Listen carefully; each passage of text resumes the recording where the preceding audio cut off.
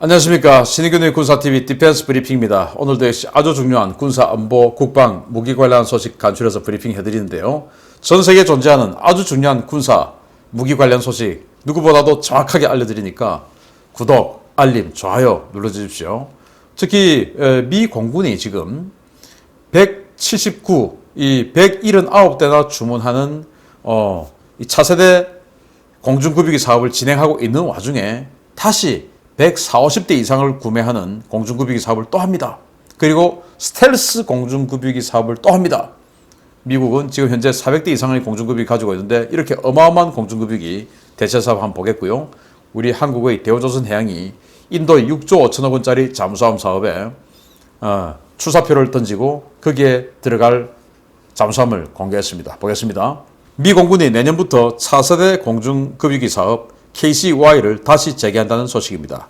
KC-X 사업에서 맞붙었던 기종 후보 기종들이 다시 맞붙는 리벤지 매치가 될 것으로 보입니다. KC-46A와 KC-Z 공중급유기의 중간 격차를 메우기 위해 추진되고 있는 KC-Y 사업이 내년 초부터 다시 재개될 것이며 보잉과 에어버스가 KC-X 사업 당시 제안했던 기종들로 재격돌이 이루어질 것이라고 디펜스 뉴스가 현지 시각 17일 보도했습니다. 디펜스 뉴스는 미 공군 관계자를 인용해서 KC-Y는 140에서 160대가량의 물량이 예정되어 있으며 70년이 다 되어가는 노후 KC-135R 기체들을 대체하기 위한 사업이다 라고 소개하면서 공군은 당장 내년부터 사업에 착수할 예정이지만 KC-Y가 기존의 KC-46A와 어떤 차이점이 있는지 구체적인 요구사항을 정리하지 못한 상태라고 전했습니다. KC-Y는 기존의 신형 공중급유기로 채택된 KC-46A와 아직 구체적인 개념이 정립되지 않은 차세대 공중급유기 KC-Z의 중간 단계를 메우기 위해 추진되는 이른바 징검다리 성격의 공중급유기 도입 사업인데요. 보잉과 에어버스는 KC-X 사업에 제안되었던 KC-46A와 A330 MRTT 기종을 다시 제안한다는 내부 방침을 굳힌 것으로 전해졌습니다. 보잉의 KC-46A는 미 공군이 179대 도입을 확정한 공중급유기로 보잉 767 기체를 기반으로 설계되었고 최대 96톤의 연료나 463리터 규격 팔레트 19개를 수용할 수 있는 기종이고 에어버스의 A330 MRTT는 최대 111톤의 연료나 45톤의 각종 화물을 수용할 수 있는 기종입니다. 항공업계에서는 이번 KC-Y 사업이 KC-46A가 디펜딩 챔피언이 되느냐 아니면은 A330 MRTT가 서력전을 하느냐 각기 다른 관측을 내놓고 있는데요. KC-46A의 결함과 사업 지연, 비용 증가에 학을 떼고 있는 미 공군이 과연 이번에는 어떤 선택을 할지 관심이 쏠리고 있습니다. 미국이 한 400대 넘는 공중급유기를 운영하다 보니까 이걸 다 바꾸는데 정말 어마어마한 그런 사업을 합니다. 우리 한국이 공중급유기 4대 도입하는데 정말 이 공군이 수건 사업으로 진행을 했었죠. 근데 미국은 전 세계를 상대로 하는 이 글로벌 공군이다 보니까 400대가 넘는 공중급유기 가지고 있어요. 자, 그래서 이 KC-X라는 사업을 해서 최초에 에어버스의 A330 MRTT가 선정이 됐었습니다. 그래서 KC-45라는 제식명까지 받았었어요. 그런데 이 보잉이 무슨 소리냐 국산품 해야지 해가지고 완전히 로비하고 난리가 났었죠. 그래가지고 정말로 보잉이 그 사업을 뒤엎어버렸습니다. 그런데 이제 보잉이 당시 사업에서 떨어졌던 큰 이유 중에 하나가 보잉이 이 공군 관계자에게 뇌물을 먹였던 스캔들이 적발이 되었었고 그런 거였는데 야 뇌물 때문에 우리가 국산품을 이용하지 못하게 하면 되냐 어떻게 해가지고 아무튼 이 보잉을 지지하는 지역구 정치인들도 있고 하니까 어떻게 해서 하여튼 뒤집어 버렸어요. 그래서 에어버스 유럽제조 에어버스는 선정됐다가 다시 낙방이 되어버렸습니다. 그리고 다시 사업해가지고 보잉이 결정됐죠. 보잉 767이라는 중대형 항공기를 기반으로 만든 이 공중급유기인데 우리 한국의 공중급유기 사업에도 이 KC-46 그리고 A330 MRTT가 붙었는데 당시 이거 붙었을 때도 저는 A330이 더 낫다 라고 주장을 했었어요. 왜냐? 공중급유 능력 그리고 화물 수송 능력 모든 것이 A330이 우위에 있었습니다. 그리고 유럽제의 이 고질병이라고 할 수 있는 운영 유지비 이것도 사실 걱정할 필요가 없어요. 우리 뭐 대한항공이나 아시아나항공 이런 데도 보면 보잉과 에어버스 항공기들 다 비슷하게 운영하고 있습니다. 그러다 보니까 전 세계에 어마어마하게 많은 에어버스, A300 계열의 에어버스가 있는데 뭐 부품 걱정할 필요가 없죠. 그래서 당시 저도 A330 MRTT를 지지했었어요. 왜냐? KC-46, 이 보잉이 주장하는 KC-46은 아직 만들어지기 전의 페이퍼 플레인이었어요. 그래서 우리가 무슨 뭐 모로보트 될 필요 없지 않느냐 했었는데 그 이후에 한국 공군의 사업 이후에 이제 이게 미 공군에 낙찰이 되어가지고 미 공군에 납품이 되었는데 이게 문제가 이만저만이 아니었던 겁니다. 자기네들 딴에는 첨단 기술 하느라고 이 붐을 급유해주는 이 붐을 리모트 컨트롤러 화면을 보면서 하는 이런 그 장치를 만들었는데 이게 이제 RVS라는 건데 기존의 공중급유는 여기에 사람이 타가지고 뒤로 이제 직접 보면서 조정해서 꽂아줍니다. 그런데 이걸 뭐 자동화 한답시고 그냥 조종석에서 해버리니까 이게 마치 우리가 승용차 운전할 때 후방 카메라 보고 하는 거하고 직접 고개 돌리고 보는 거하고의 차이가 약간 있을 수 있죠. 그래서 그 미세한 차이 때문에 이게 비행기에 갖다 꽂고 할 때 사고가 나는 겁니다. 그런 문제. 그리고 이 붐이 제대로 뭔가가 안 돼서 결속이 안 돼가지고 급유하다가 치는 겁니다. 그렇게 해서 또 급유 중에 사고가 발생하는 겁니다. 그리고 또 이상하게도 뭐 이유는 모르겠는데 저속 항공기들에게는 또 급유를 또 제한받는 겁니다. 못 해주는 겁니다. 그래서 A10 같은 저속 항공기들도 급유 받아야 되는데 그것도 안 되는 겁니다. 이런 여러 가지 문제가 있고 또 이제 이 공중급유기는 급유를 해주기도 하지만 수송기 역할도 하거든요.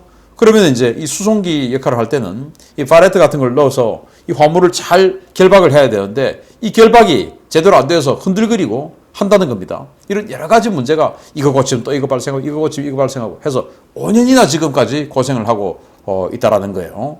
그래서 저는 이제 미국이 이 스텔스 공중급유기를 가기 전 징검다리 단계에서 이번 KC-Y 사업을 하는데 모쪼록 A330이 좀 됐으면 좋겠다. 왜냐? A330 되면 우리 한국이 가지고 있는 시그너스 공중급유기죠. 우리도 A330 MRTT 가지고 있으니까 미국이 뭐 운영하면은 이 우리 한국 공군이 운영하는 생애 통산 그 부품 걱정 전혀 없이 할 수가 있죠. 미국이 대량으로 하니까. 그런 차원에서 미국이 MRTT 에어버스 해줬으면 좋겠다 생각하고 그리고 미국은 지금 스텔스 공중급유기를 추진하고 있어요.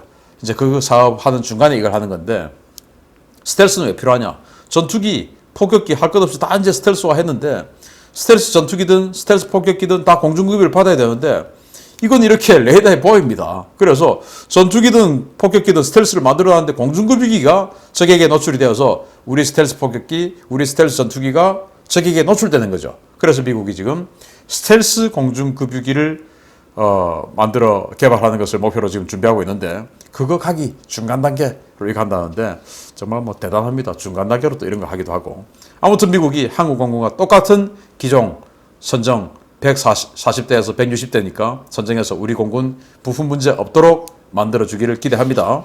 두 번째인데 더욱더 기대하는 겁니다. 7조 원 규모의 인도 신형 잠수함 사업에 출사표를 던진 대우조선 해양의 수출용 잠수함이 처음으로 공개됐습니다. 이미 완성된 도산 안창호급을 능가하는 세계 최정상급 스펙의 AIP 잠수함이 출현했다는 평가가 나오고 있습니다.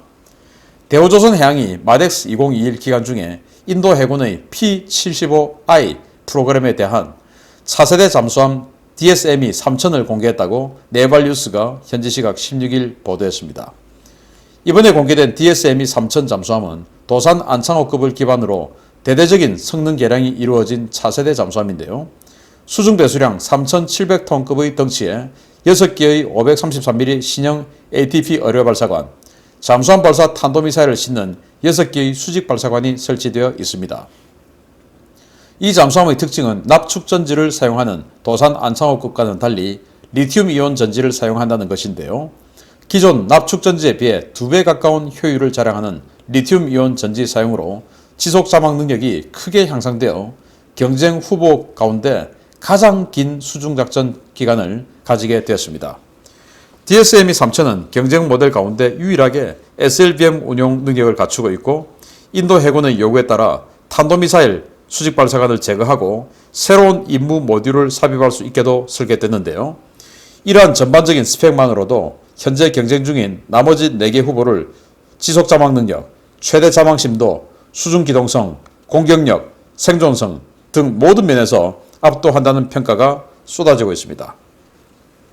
현재 이 사업은 DSME 3000을 비롯해 독일의 214급 개량형, 스페인의 S80 플러스, 프랑스의 SMX 오션, 러시아의 아무르 1650 모델이 경합하고 있는데요. 별다른 이변이 없는 한 이번 P75I 사업 대우조선해양의 낙승이 기대됩니다.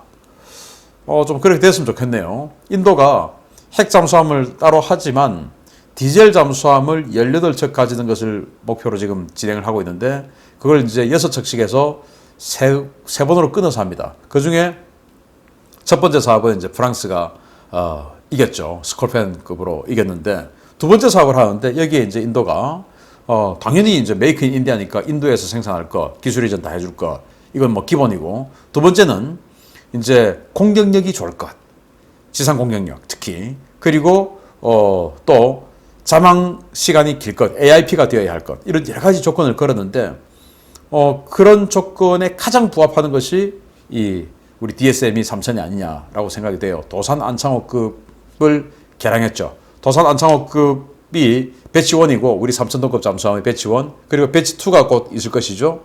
이 배치 1 도산 안창호급과 배치 2의 중간형 정도가 지금 이 DSME 3000입니다. 도산 안창호급은 수직 발사관이 6개 있습니다. 탄도미사일 6개 들어가죠. 현무2. 그리고 배치 2는 탄도미사일 10발 들어갑니다. 덩치 더 키워서. 그런데 여기는 탄도미사일은 6발 그대로. 그러나 도산 안창호급은 납축전지 사용 방식의 AIP 잠수함인데 이제 도산 안창호급의 배치 2는 리튬 이온 전지 방식이거든요. 그런데 여기는 리튬 이온 전지 방식. 도산 안창호급이 납축전지를 쓰면서도 한 3주간의 자막 능력을 가지고 있는데 리튬 이온 전지는 한 2배가량 더 효율이 좋으니까 이렇게 되면 한 40일 이상의 자막 능력을 가지는 엄청난 능력을 가지게 되겠죠. 그런 차원에서 지금 뭐 경쟁 모델인 러시아의 킬로급 개량형인 아무르, 그리고 또 프랑스가 사실은 이제 무서운 존재인데, 프랑스는 왜냐, 이 인도하고 워낙 방산 협력, 특히 해군 관련한 협력을 많이 했어요. 프랑스는 이제 자신들이 바라쿠다급, 쉬프랑급 잠수함을 만들었지 않습니까? 핵 잠수함이죠. 이것의 재래식 동력 잠수함이 바로 호주에 판매하는 어택급인데 그 어택급을 인도형으로 개량한 겁니다. 이제 그 모델. 그리고 스페인의 S80 플러스급, 그리고 독일 214 플러스급, 뭐 이렇게인데 뭐 214 플러스나 S80 플러스 이런 작아요. 그런데 이제 인도는 좀 큰 걸 원하죠.